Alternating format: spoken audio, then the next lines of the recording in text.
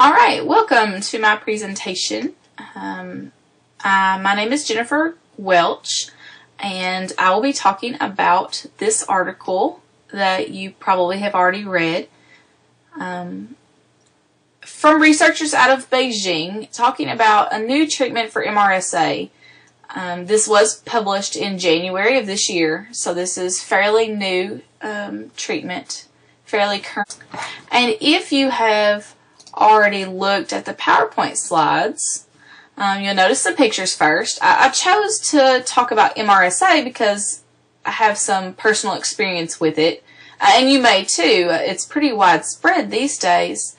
My papa, this handsome gentleman here, in my prom and my wedding pictures, those are the best pictures I could find of him, had an abdominal aneurysm.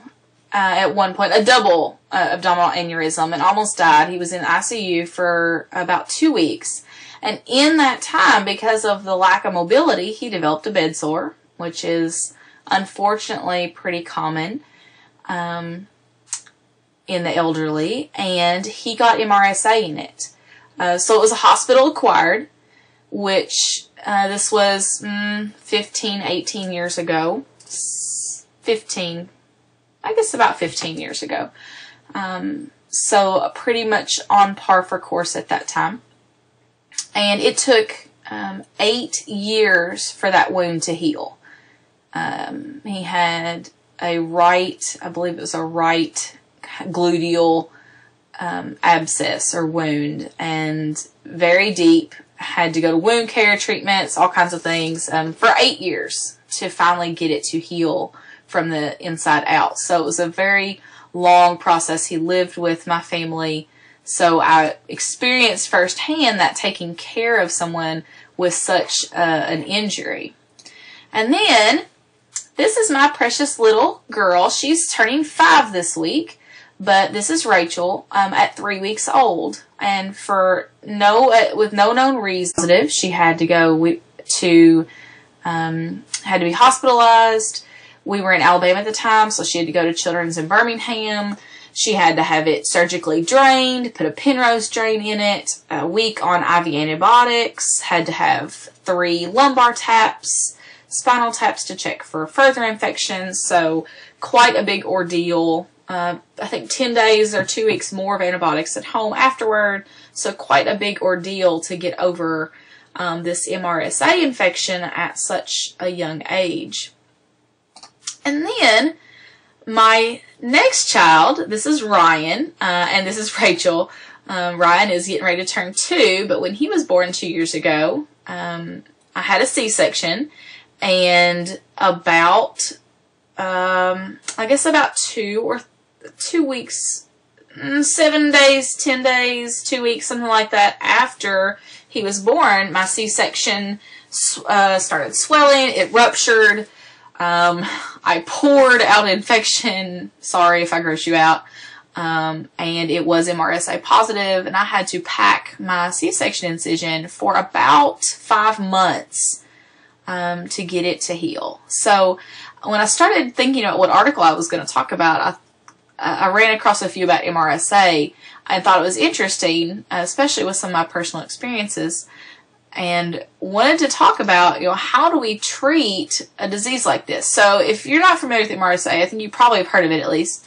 It's methicillin-resistant Staphylococcus aureus. Methicillin is like a second-generation penicillin. When penicillin stopped working for some of the Staphylococcus aureus, then we developed methicillin to treat it, and so this is the staph that is resistant even to methicillin.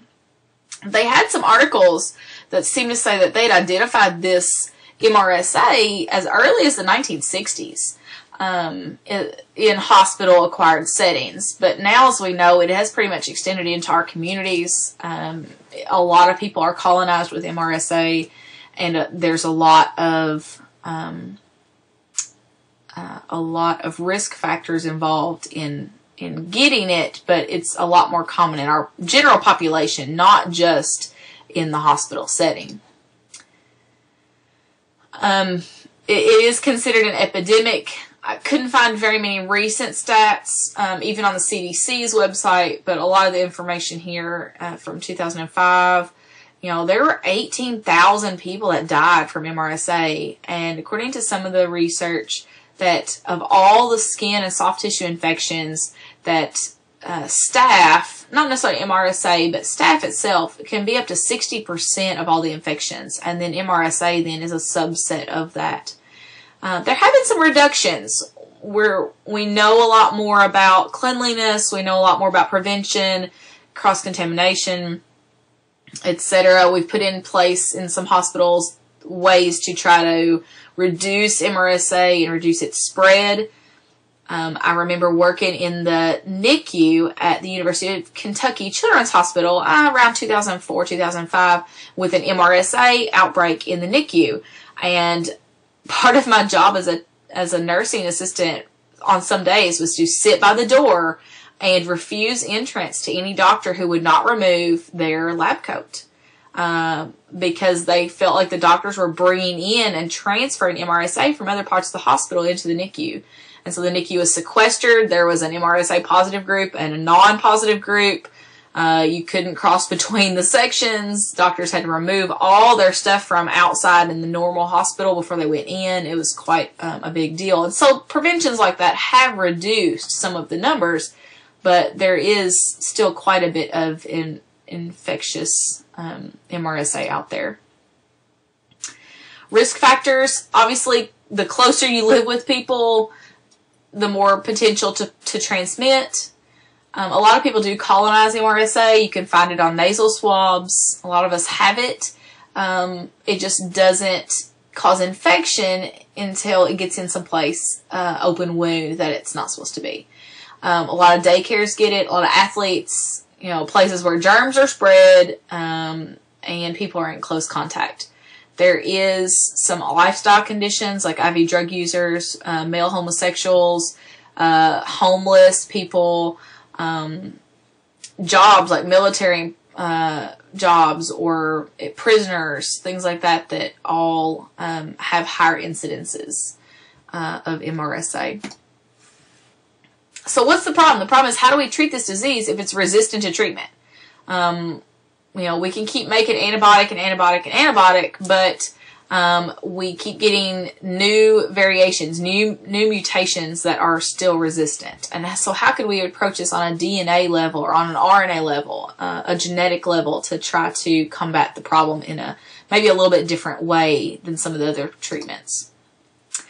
So one solution that they've come up with is to use antisense sequences. So if you remember from some of our early work in this class, we talked about antisense as it's the complementary base pairs to a nuclear sequence, particularly a lot of times the RNA. And so even though you've got an RNA, if you match its base pairs, then that basically nulls it. Translation cannot happen because you're physically obstructing it.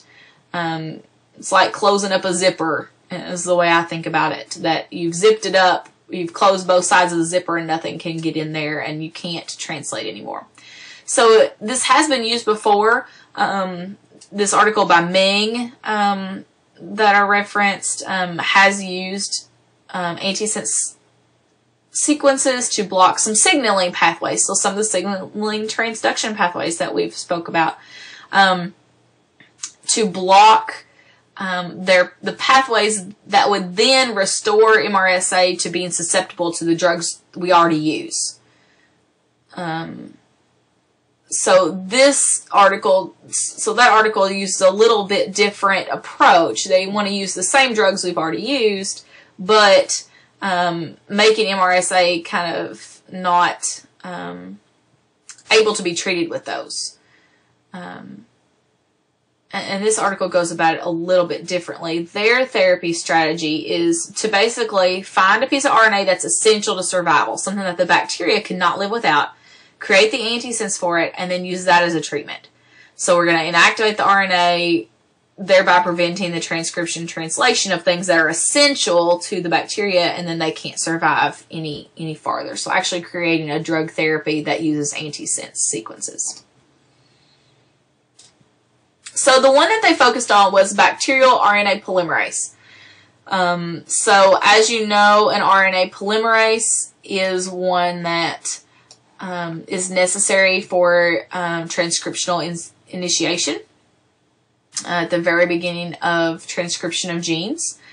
It has 5 subunits in the core, and then another subunit that's recruited by the core. And researchers looked at several of these, but the one that this article looked at the most was the gene RPOD. And that gene is the one that encodes for the primary sigma 70 subunit. Some benefits to this is this subunit does not have very much homology with eukaryotes. It's very bacterial based. So if you give this drug to a eukaryote, like a human, like us, then the antisense will not match to things that we need. It won't cross-react with our cells. So that would be beneficial. It won't mess up our RNA polymerase. It's also a region that they found is highly conserved. A lot of the MRSAs, there's also VISA, a vancomycin strain of staph that is a vancomycin intermediate strain. That vancomycin, another drug, will not, they're resistant to vanc, which is another one of our super antibiotics. So all of these different strains of MRSA, of regular staph, of VISA, are all have this same subunit. So this treatment would hopefully cross all of the variations of staph and would be a treatment that works on all of them. So when this researchers in this article looked at the RPOD gene, they found that it had multiple target sites.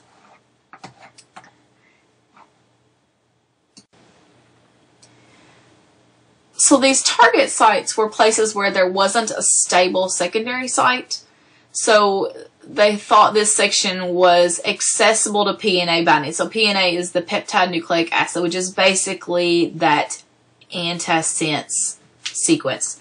The oligomer that's going to bind there to make the antisense. So they thought that this section would be the best choice, the best possible target for creating the antisense to null out the RPOD gene. So they used all 5 of these sites. They tried them. They created the antisense sequences. They changed the positions. They changed the length of where they put things. They changed the placement of CPP. CPP is a protein that helps this bind. It's a cell-penetrating peptide that will help the PNA be attached, help it go through the cell membrane and whatnot. It increases the efficacy of this result. So they changed several of these things, and the results are in the paper, but they basically found that the best result was with this section 233 and the second option. So this was going to refer a lot to PPNA 2332. It's the best target spot that they found for using the antisense sequence in the RPOD. And if you get mixed up on these abbreviations, at the very end of the slides, if you skip through that far, I have an abbreviation list. So for me, that helps whenever I go through a paper like this with lots of abbreviations. I make my own list. Sometimes you have to write them all down, and that way every time I get mixed up on what the acronyms mean, it's a quick, easy way to figure them out instead of reading the whole paper again. So that's provided in the end of the PowerPoint if you need that. So here are some of the results. This is table 3 in the paper. If you look at your table 3, mine seems a little blurry on my screen here. Here's 2332. So this is these first results, this section is where they tried the 5 different targets. So 36, 123, 159, 233, 312. They tried all these sequences to see which one worked the best. And they were able to see inhibitory growth. So when was the lowest amount of this lowest concentration that would inhibit growth. And so the 233 inhibited at 12.5 micromolar. So this one had a pretty low, much lower than the rest of them. All the rest of them were 25 or greater. Half of that for the 233. Then they said, well, can we make that any better? Let's change the CPP, that attached peptide that's going to help it into the membrane. Let's change some lengths and locations. And so they did other things based on with a spacer between it and the peptide. So they changed these different methods, and they found that these 2 results right here were the best. Either 2332 or 2333. And the difference was that extra protein sequence. They have one that's KFF, and this is based on its amino acids. The K is lysine, the F is phenylalanine. So this is has lysine, phenylalanine sequence. And then this other one, R and X. X is a 6 amino hexanoic acid. I can't talk. Etc. So which one was better? Well, it looks like this one's better. But they found that if you just put that in, so this is a sequence with just that CPP in, that at 30 micromolar you get inhibition even without using antisense. That it does not, the cells don't really like this compound. So they felt like there wasn't a big range of, a big window of safety there. That if you use this, you're going to get inhibition at high levels of the of this peptide sequence, regardless of what your antisense was. And so to stay on the safe side and not get in this small window of 6 to 30, where they didn't feel there was a good window of safety there, they went with, for the rest of their experimentation, they went with this 2332 with the lysine phenylalanine sequence attached.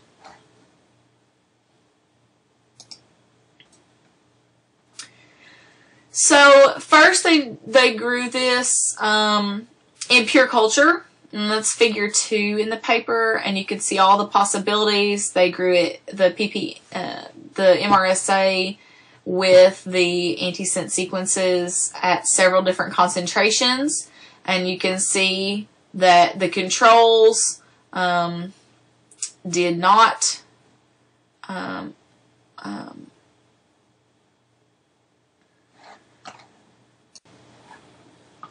you can see that the controls up here grew quite nicely, and that as you increased the concentration, here's your 25, here's your 12.5, here's your 5.25. As you increased the concentration, you got better results, you got less growth, and as you increased time, you had a little less growth here. Obviously, growth in the positive was time dependent, and then we pretty much flatlined here when you added the higher concentrations of the antisense, the PPNA 2332.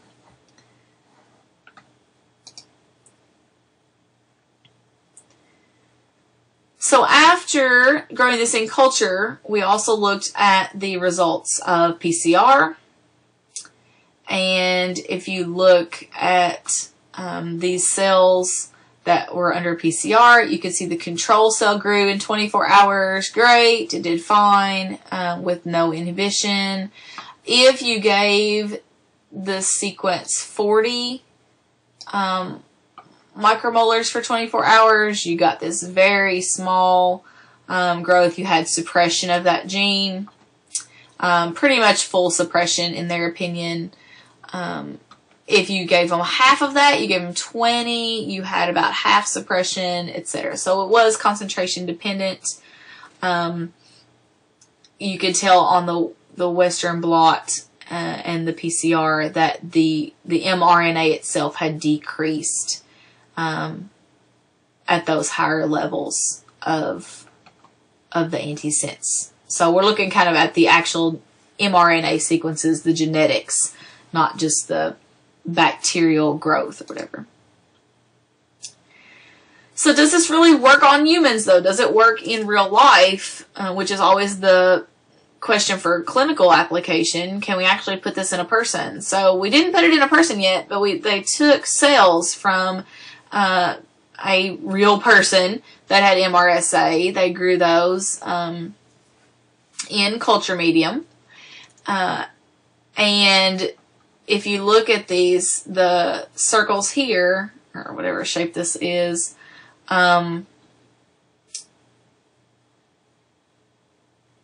had at 6 hours post treatment, the colony forming units, that basically the way they measure if there's any bacteria, had been fully eliminated. So in 6 hours, treatment worked. So it did work on human cells. It's as close to in vivo as they could get without doing a true human trial. They did use, real human cells from a real human person, but did it in a dish. Couldn't actually try that experimentally in a real person yet. So what did they conclude? First of all, that this section where that 233 is in this region 3 is their most sensitive area for antisense inhibition. That it could inhibit growth, and it actually worked on multiple strains. If you saw several of those, like the human cell one said that it was an MRSA visa, so it did work on multiple strains. That it's sequence specific, and it could rescue infected cells. Those human cells were already infected, and after 6 hours, they were okay. The bacteria was gone, so it could rescue infected cells, which is what you want in a clinical application. You want it to work on ones that are already infected and rescue them without destroying them. And it worked in both those in vitro early trials, and then in that ex vivo, that very last trial, that closest we can get to real life at this stage trial. So where do we go from here? The study showed that the RXR4XB, that protein carrier that we looked at in the very beginning, may be a better carrier. Remember excuse me, that the second one, the one they actually decided to go with for the trials, was effective at around 12.5 micromolar, but the other one was effective at all the way down to concentrations of only 6, but it had that window of safety issue. So it might be good to try to find a better carrier peptide, something that would be safe but would be more effective than the other one. It seemed like their article thought the one that they used had a rather high concentration necessity, and obviously for clinical trials you want to try to, as best you can, get the lowest concentration that will effectively do the job for safety and for the difference in toxicity. So there's that second one, that effectiveness versus toxicity, making sure that we have an effective level but not a toxic level. Human versus animal, human versus bacteria, making sure that this works in humans. They did the one study, but can we really put this into a real human being in vivo? Can we actually turn this into a treatment that can be used clinically? So several things that they're still working on, obviously, at this point. This is early research in this area using the antisense. So there's that abbreviation summary. If any of those terms got you mixed up as you're going through, I know they did me. So there's kind of my personal list of abbreviations as I pulled them out of the paper and references. So hopefully you learned a little bit. I think it was an interesting article about a different way to treat MRSA, and hopefully one that will work and may work for other diseases as well. Getting down to the genetic level of the disease and trying to stop it in its tracks, regardless of, mutations and resistance to other traditional antibiotics. So thank you, and please send some questions my way. I'll hope I can answer them.